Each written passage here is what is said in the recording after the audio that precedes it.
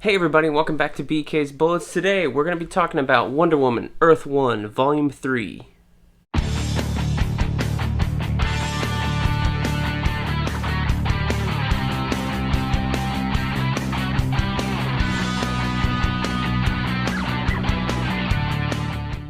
Hey everybody, welcome back to BK's Bullets. As always, I'm your host, Brent. We're going to be doing a review today of Wonder Woman Earth 1 Volume 3. But before we get started, I'd like you to do one thing. Please subscribe. Helps the channel grow, helps me in the algorithm.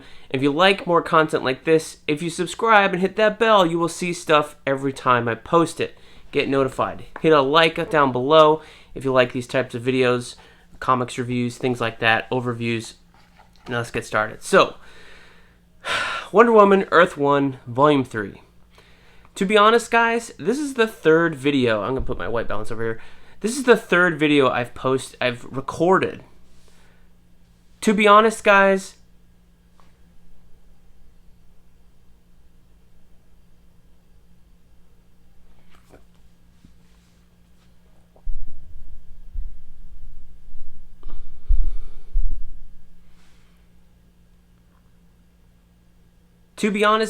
this is like the third time I've tried recording this video just because I've been a rambling, bumbling mess trying to talk about this book. Why, Brent? Why is this book so hard to talk about? Well, this book is hard to talk about because it's not really its own thing. You see, this book is really, I know it's a follow-up to the other two, but unlike every other Earth 1 graphic novel we've gotten so far, the 3 Supermen, the 2 Batman, the 2 Teen Titans, the 2 Green Lanterns, this one is really like the third part in a trilogy. You just didn't realize it until you read this one. So if you're going to read this one, my recommendation first would be to read volumes 1 and 2, then go and read the third one. I read this one. Now, I've read these. I really liked Volume 2, but I read this one cold. Haven't read the other ones in, I don't know, a year or more probably. I haven't read them since Volume 2 came out a couple years back. So I went in thinking this was going to be like Volume 2, because Volume 2 was a fantastic graphic novel that I could recommend to everybody, because it's really a self-contained story set in this world of Earth 1 with a different take on Wonder Woman. But I think you could pick this up and start reading it and have no issues. This one, however, weaves in things from the end of Volume 2, the end of Volume 1, and all throughout Volume 1, and really plays on this theme of Diana as the weapon to destroy man's world. The problem with this book, though, is that unless you read those other two, it's really a kind of a slog. In my other reviews I've recorded, which you'll never see, I kind of related it to like if you jumped into Lord of the Rings, Return of the King, without having seen the first 2 movies, and that's kind of a bad metaphor. This book is kind of, no offense to Grant Morrison and Yanick Paquette, who did the writing and the art, Nathan Fairbairn on the colors down here. No offense to them. It's a great looking book. It's beautiful. I have a whole overview on the channel. You can go check that out. Beautiful art by Yanick Paquette. Phenomenal. Phenomenal. I have not seen art as great as this in about a year. I can't even tell you who the last guy or artist I saw who did this amount of great art in one book. But it's kind of a slog. My equation would be the way, even with the story that's in this book, this is like the Battle of 5 Armies from the Hobbit movies compared to Volume 1 and Volume 2. And that's not even a fair comparison, because overall those movies are pretty meh, and that third movie is kind of bleh, you know? This book is not as bad as that movie, per se. It's just all over the place, and it's trying to tie up storylines from the first 2 volumes while not really setting up a storyline for its own third volume that's separate from those. So Volume 1 had the whole deal with the origin. Volume 2 was Diana in man's world, experiencing new things. And I guess you could kind of put Volume 3 as Diana ending man's world, or versus man's world, because this book is where war breaks out. Why war breaks out, that's at the end of volume 2. Do they even talk about the reasons why? Not really. Steve Trevor in this book starts out in jail. Do they tell you why at all? No, not at all. There's some general that he's talking to in this book that I didn't recall, and he's only even here for 3 pages, and then he disappears, for the rest of the book. I think they mentioned him one more time. And I was paging through volume 2 earlier today, and there's this general at the end of that volume, or in that volume. Now, I didn't reread it because I didn't have time, or I didn't want to. I thought this was a standalone tale. So the general in this book adds nothing. So there's many examples of that particular thing where there's something that references volume 1 or volume 2 that happens in here, and there's no recap or anything like that to give you a hint or clue you in on what that is or what the context is and things like that. That's the weakest thing about this book, is that this book needs volume 1 and volume 2 as a crutch in order to tell its story. Now, I think you could probably, like most graphic novels, right, you can read anything without having read the previous issue or the previous volume. You can read it. Does it make it an enjoyable read? Does it make it a good read? I don't know. Like, if you jump into a middle of a Batman comic, any Batman comic today, you pick it up, you can read it, and you can jump in. You don't necessarily have to go back to Batman 1 if we're on Batman 65 or 100 or something, right? I think we're at like 1006, something ridiculous. You don't have to go read all 1,000 Batman issues to understand what's going on in that one. You just got to go back a couple. That doesn't apply here to this one. You got to read them all to really understand what's going on in here, and I think this book suffers for it.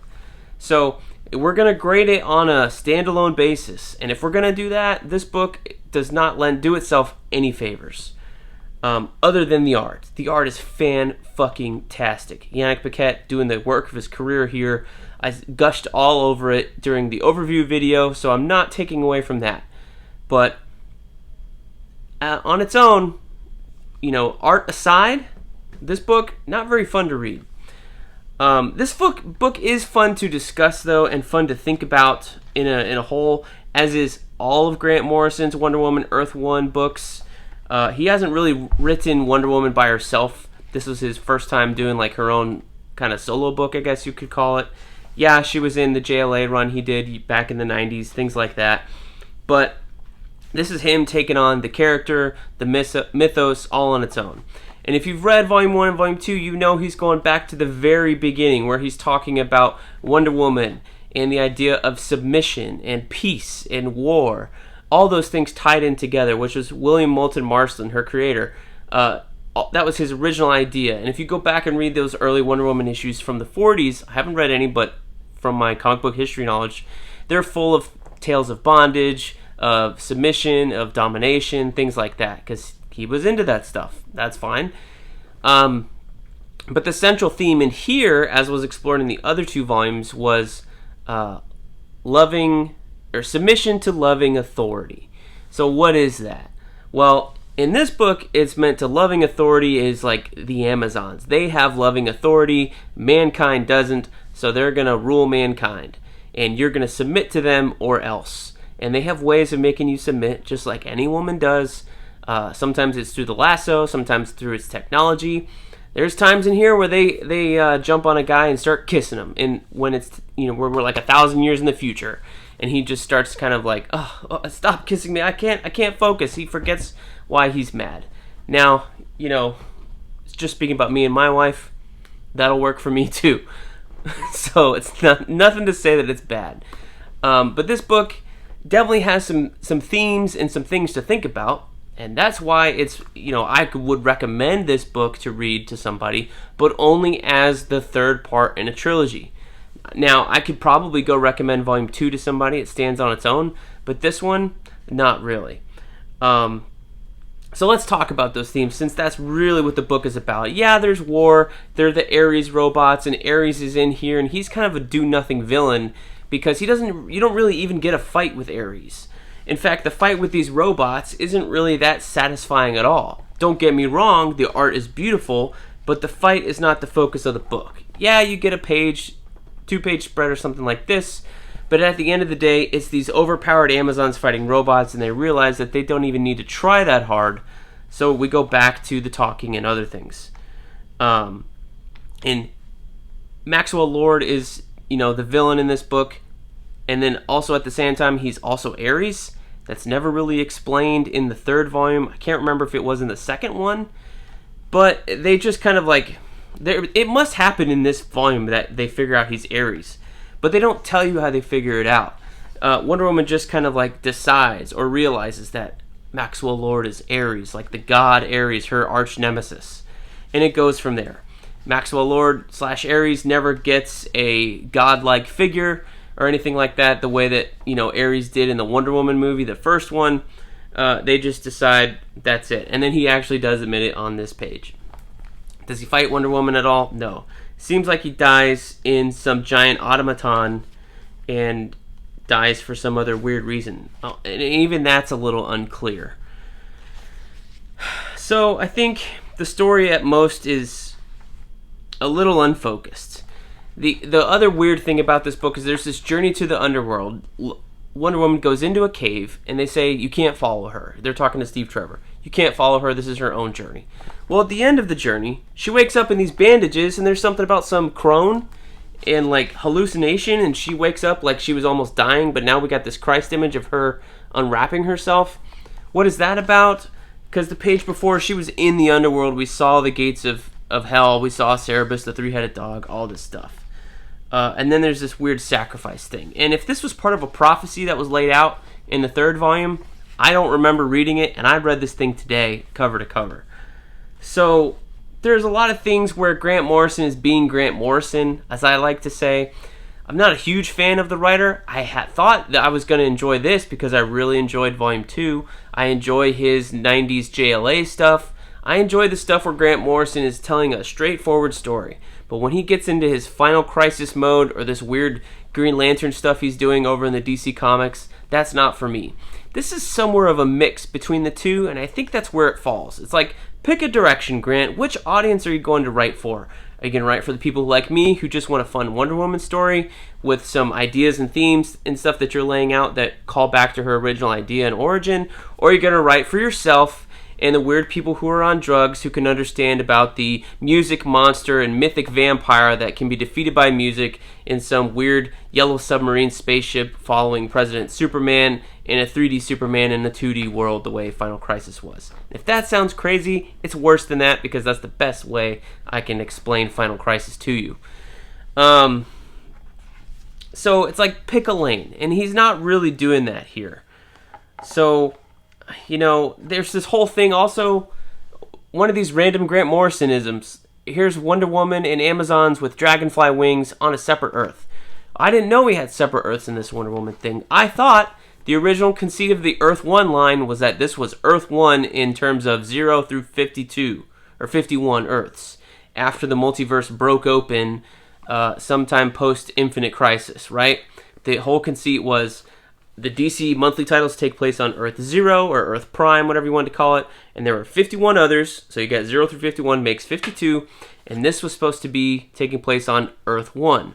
Well, since there's no continuity between all these graphic novel lines, you don't really get a sense that he's playing by the rules here, even though he's the guy that wrote the Multiversity series that explored a bunch of these other Earths in the orrery that he created in Final Crisis.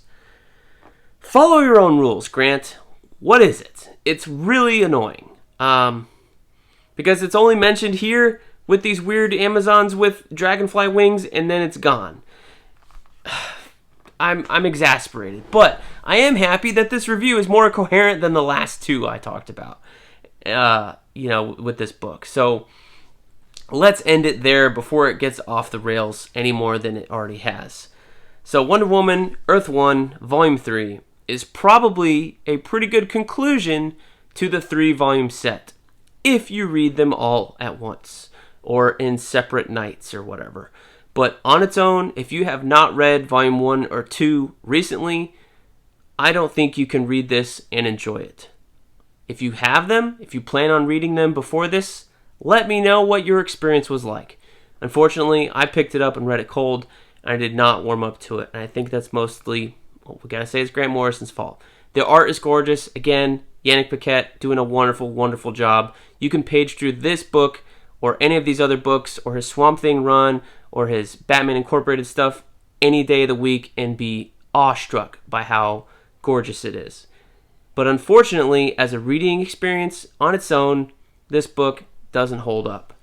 So, that's my review of Wonder Woman Earth 1, Volume 3. Let me know down below what you guys thought. Don't forget to like, comment, share, subscribe, and we will see you guys next time here in the Funny Pages.